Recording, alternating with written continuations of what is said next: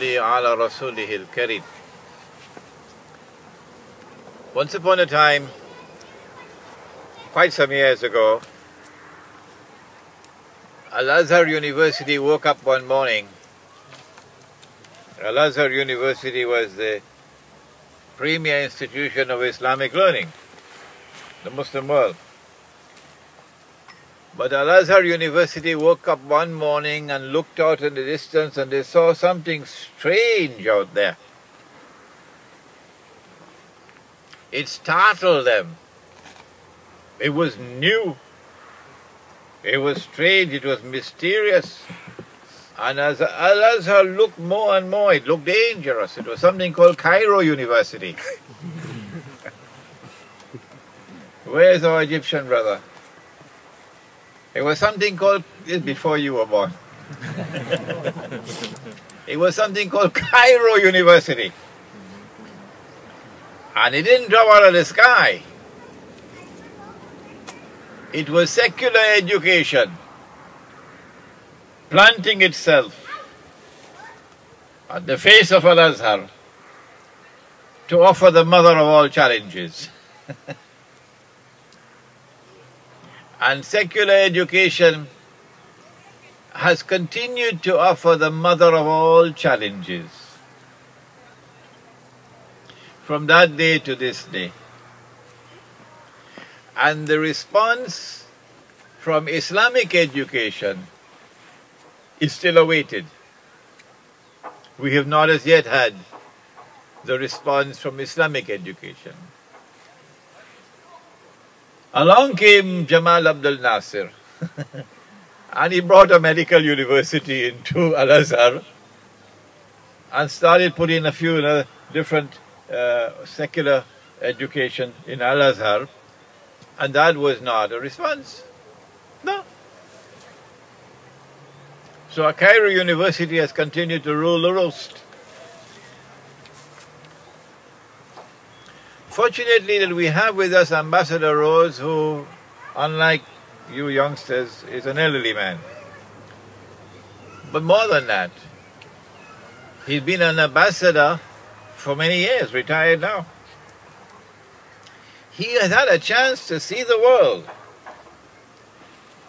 He has had the best secular education you could get. And at the end of the day, and at the end of his career, he's appalled by what he sees. Appalled.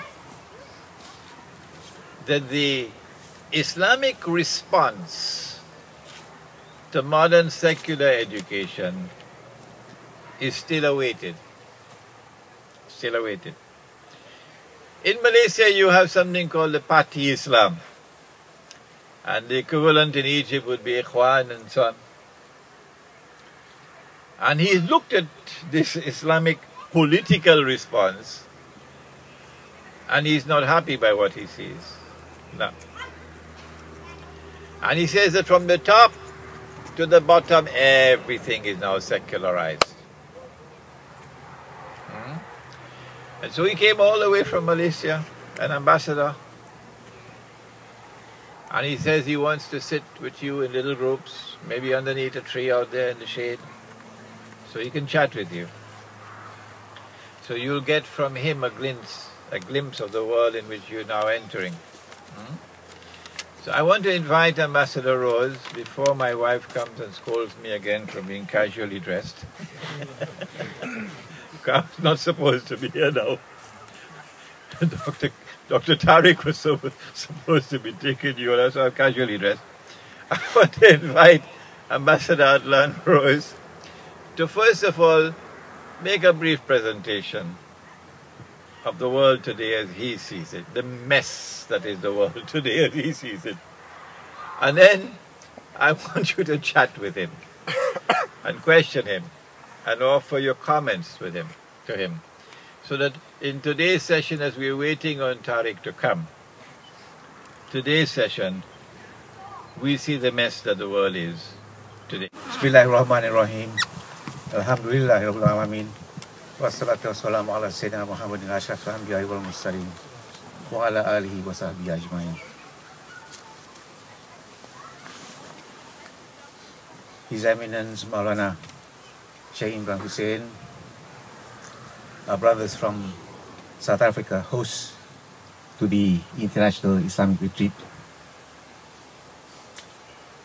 brothers and sisters in Islam. I thank the Maulana for inviting me to have a few words to fill the time before our guest speaker comes. I just had a chat with him. He summoned me to his cabin over there, asking about the situation in Malaysia. There I was, explaining to him my feelings, my observation, my unhappiness as I see in Malaysia, in my own country, but which is also reflected in other countries, and some of which I had served in. And it is what he mentioned, secularism. I started, as I mentioned to some of you that I met earlier, I don't have to go very far. I looked at my own education. At 9 years old, I went to a public school in Malaysia.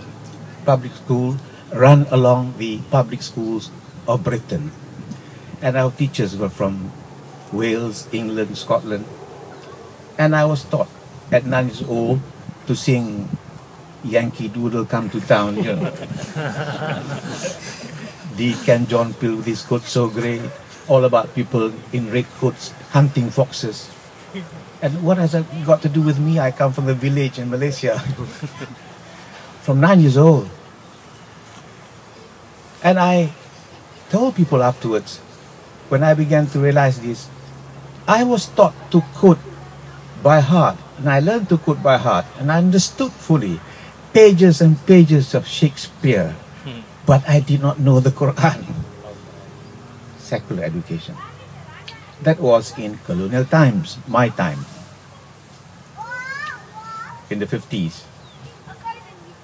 So at that public school, we had rudimentary Islamic education, if you like, by a not very highly qualified Islamic teacher, and taught up to about 12 years old to do what you call the basics of Islam, Fardu Ain, how to pray, told you about fasting, going to the Hajj, and that sort of thing.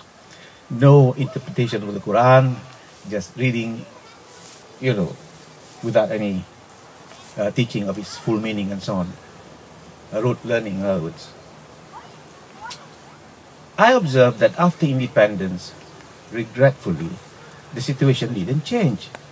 I.e., although we're now independent, the school system remained the same, in that children were still taught Fardu Ain up to about 12 years old, and that's where it stopped.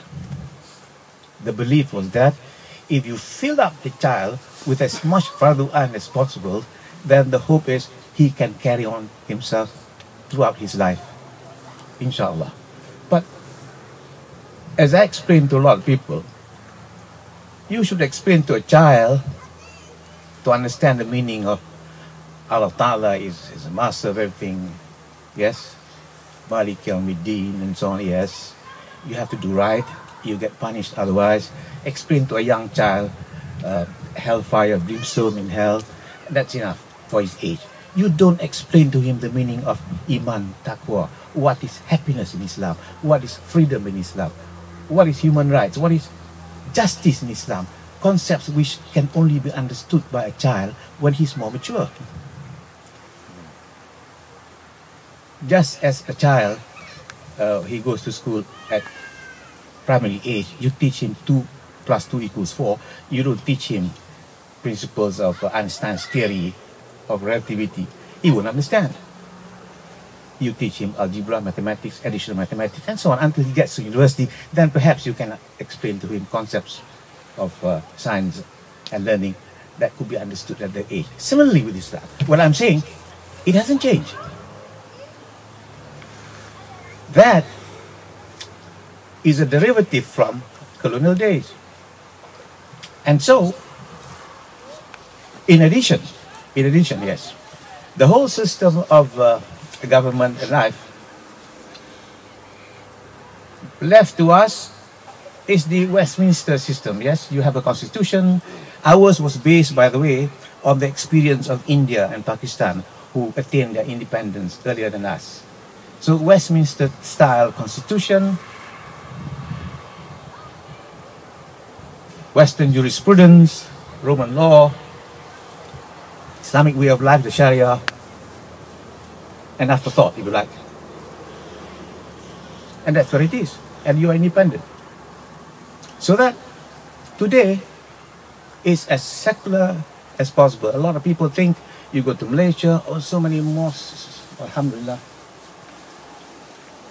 But they don't really know from the inside what it truly is.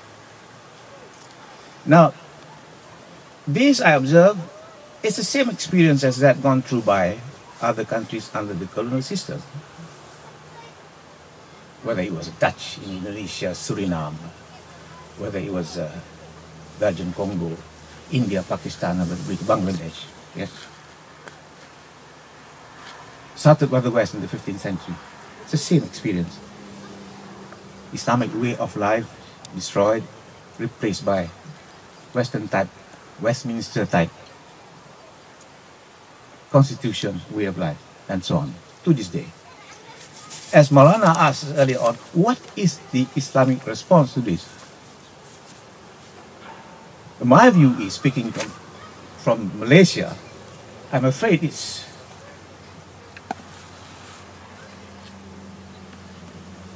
our guess is right. Go ahead. Inadequate. Or no response at all. I asked the question, where are the centers of learning of Islam today? I was in Cairo, I served Cairo in Egypt, 3.5 years. Al-Azhar was our premier center of learning. And it has gone down for one reason or another and replaced by other universities with secular orientation. And so we have no response with the presence of centers of learning with the highest quality in any of the Muslim lands. Baghdad, Syria, yes, Fez, Morocco, where are they? Today you want to learn Islam, you go to the center of learning in Oxford. You go to Michigan University, Templeton. I think you get the thrust of what I'm trying to say. And this, what Maulana has founded, i.e. the retreat, is to be welcomed 1,000 times. This is the way I can see for myself that there is a dearth, a want, a yearning for true learning, yes, to be imparted. And as you said, I'm an old man now compared to all of you that I see. You are the future. Yes, this learning imparted by him and eminent scholars here present is the way to the future. And you spoke about the presence of the internet. While this is used by our inverted commas enemy to infiltrate, to know what we're doing, who we are, it can also use by us to impart our knowledge and bring our own togetherness in our struggle. Yes, this is a hope for the future. Yes, with those brief words, I end this discussion for the moment. I have a presentation tomorrow, inshaAllah. All right, but you're going to make sure